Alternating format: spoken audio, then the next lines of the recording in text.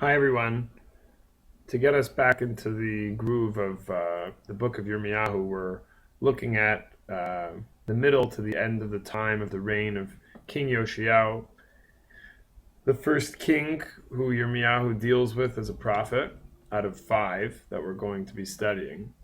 And we're going to pick it up in Melachim Bet, Parachav Bet, where we have the story of the finding of the Sefer HaTorah, this very famous Sefer Torah that was rolled open to some very intense passage in the Torah about the future destruction, and Yoshiao gets very scared, and he goes on this journey of religious journey to change really the spiritual culture of all of Israel. So we learned a lot of the chapters that have to do with the spiritual problems.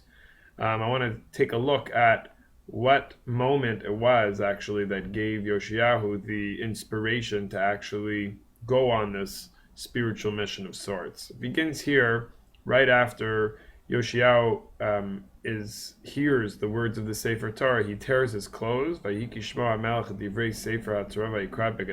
Melachim Bet, chapter 22, Pasuk Yud Aleph. He tears his clothes and he calls all of his important ministers and officers together. Chilkiyahu Kohen, the Kohen Gadol, all kinds of other people here, the scribes, very important officials. L'chud Yershuat Hashem, go and seek out the Navi of the time to find out what's the meaning of that which I have heard in the Sefer Torah. This Sefer Torah that's been found, let's go find out what happened.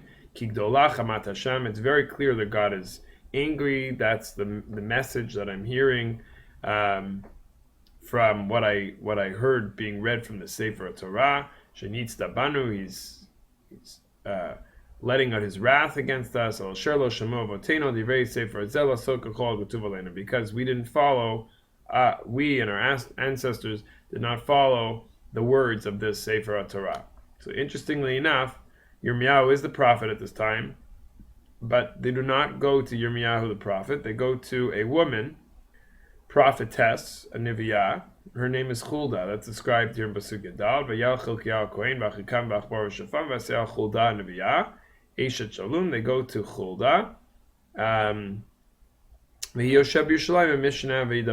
go and they speak to her and they ask her.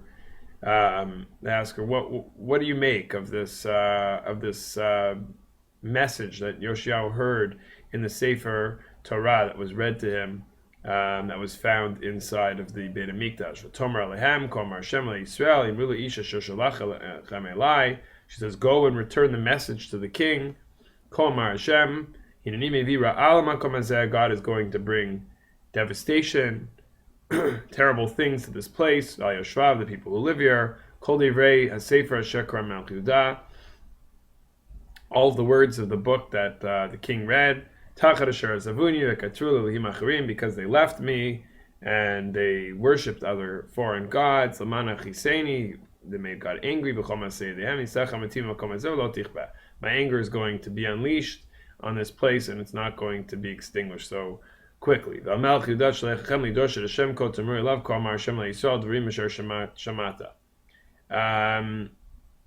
to the king who sent you to find me, you should say to him, so said the God, the things that you heard, you should pay attention to them, right? Everybody should be basically pretty scared about this. The king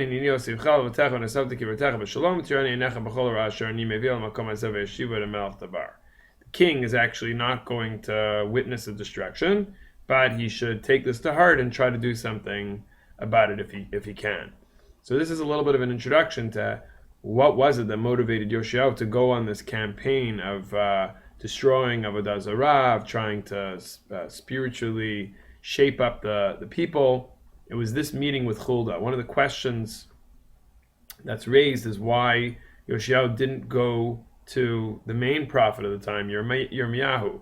So one of the answers that the sages give is that a woman is a gender that may have a more emotional approach to something very intense, and Yoshiyahu was looking for a merciful, more emotion-based kind of answer. So he was hoping that maybe Huldah would give a more optimistic, more hopeful kind of answer. Yirmiyahu is known to have a more negative approach.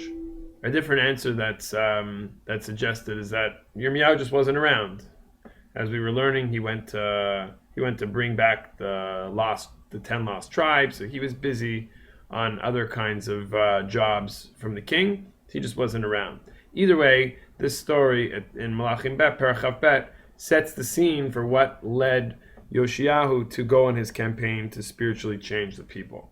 That's the end of this introduction, and what you're going to do for the rest of the time is look at chapter 18, the first 12 psukim, and you're going to fill out the mashal and the nimshal. The mashal here is on the right side, and the nimshal here is on the left side, and you'll fill in all the details which you'll find in the text of chapter 18.